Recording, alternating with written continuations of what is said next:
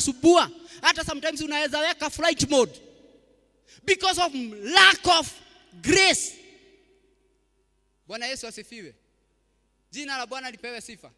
Lakini wakati uko na neema, unauliza siku itafika lini ukafanya huduma.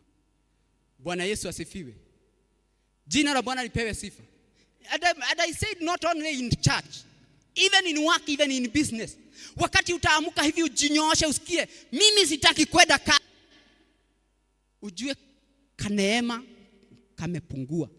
Ukiangalia the level of grace imebaki almost zero. Praise the name of the Lord. Jina la Bwana lipewe sifa. Because when you serve minus grace, it becomes tiresome. Jina la Bwana lipewe sifa. Hata wale wanasoma, wakati hakuna neema ya masomo, kitu kidogo inakuzuia uende shule. Sijui kama nyinyi mlikuwa kama sisi.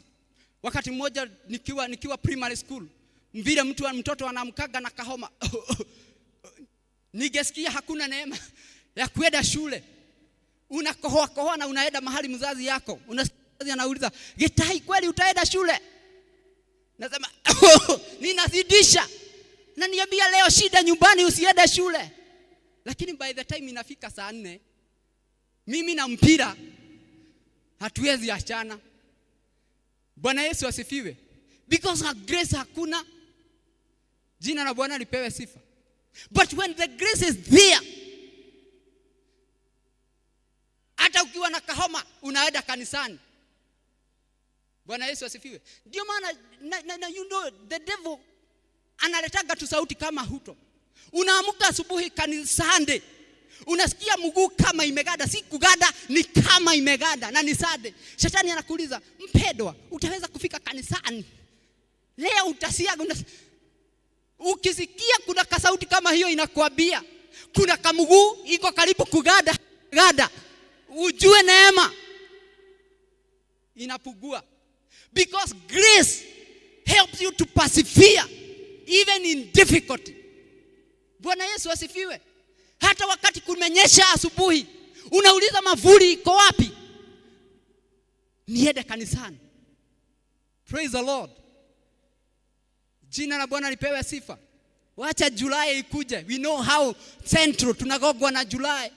Mtu anafungua kadirisha pale, anaona vile kumeshikana baridi, anasema leo nitawatch online. Let me tell you, when you hear such voices, know that the grace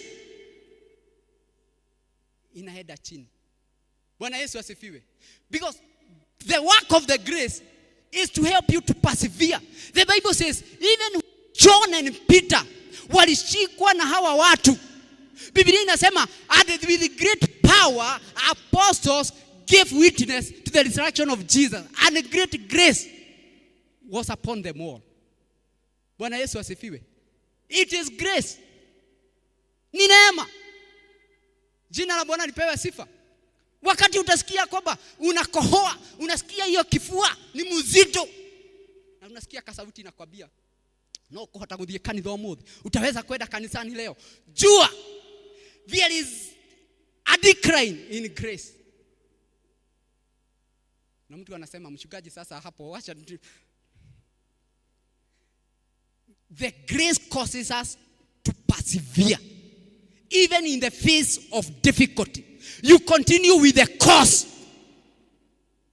Unaiba ibo inaibaga, "I'm a soldier in the air." Na mnasema, "If I die, let me die."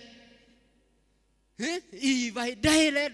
Unajua mnaiba hii, even if I die, na homa inakuzuia uende huduma. Homa iliwa mtu wapi? Na unasema, "If I die, let me die in the army."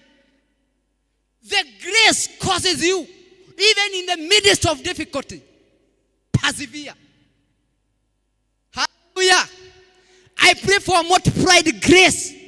The grace to serve, that nothing will hinder you to go and serve, because the grace will be abundant. The grace will be sufficient. Jina la Bwana lipewe sifa. Mmoja alikuja hapa wakati tulikuwa tunaomba usiku. Alikuwa na miti, mnamjua. Alikuja na miti ya kilimpu. na hakuwa na miti beleni, lakini alikuwa ameugua mguu. Nikamuona akiteremka pale. Nikamuuliza, dada, huwezi pumzika hata leo na unaenda na mikogojo? Akaniambia, mimi siwezi kaa nyumbani. Such a grace is what we need. Bwana Yesu asifiwe. Ya kwamba hata mtu ameumia mguu, amefujika na ni usiku, anachukua crutches, anateremka. Hata hatukuwa tumetengeneza lampu, ilikuwa na stairs pale, anateremka stairs, anasema hata kama nimelimp, the grace is telling me go to the church because that is where your help come from. Hello. May the Lord multiply grace of life.